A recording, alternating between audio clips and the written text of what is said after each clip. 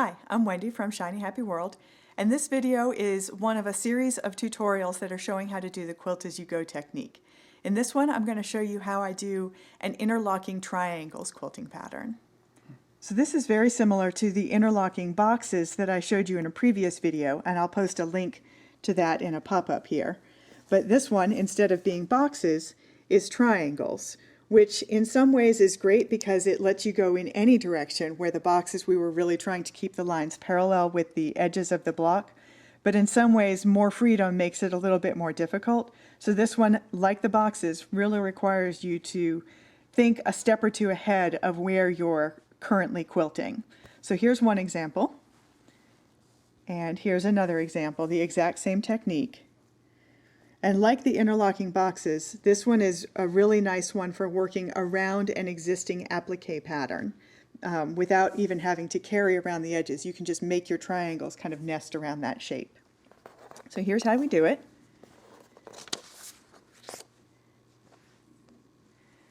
So like the boxes, instead of starting in a corner, I often like to start next to the applique. It just gets me started already right up against the shape that I'm trying to outline.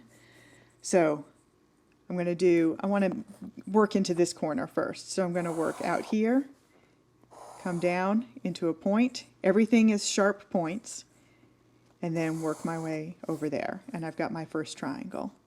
And now I think I want to fill in that area underneath where the head and the neck join. So I'm going to go up past the spot where I want to go.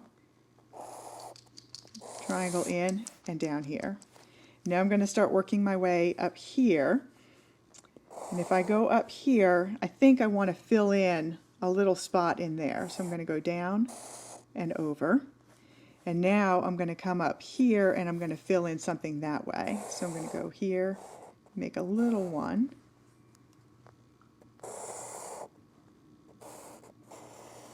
And you just want to keep making sharp turns and triangle shapes as you work your way all the way around.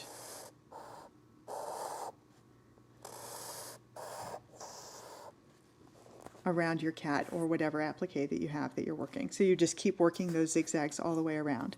And remember, when you're doing this at the sewing machine, I will often stop at the end of each triangle and put my needle down, swivel it around, and see where I'm going next. You saw me kind of saying as we were going, okay, now I'm going to work into this area. So I would work a triangle there. Now I want to fill in this area. You want to fill in all the areas as you go so that what you don't want to do is something like this where I just blocked off. Now I can't get into that area.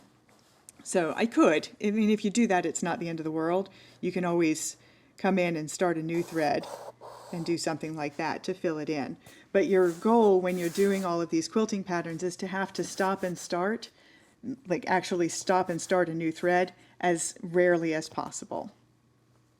And that's how I do the interlocking triangles quilt pattern. It's really one of my favorites. I love the energy that you get from all those jaggedy lines, but it does take a little bit of thinking as you go. I'm Wendy from Shiny Happy World. I'll see you next time.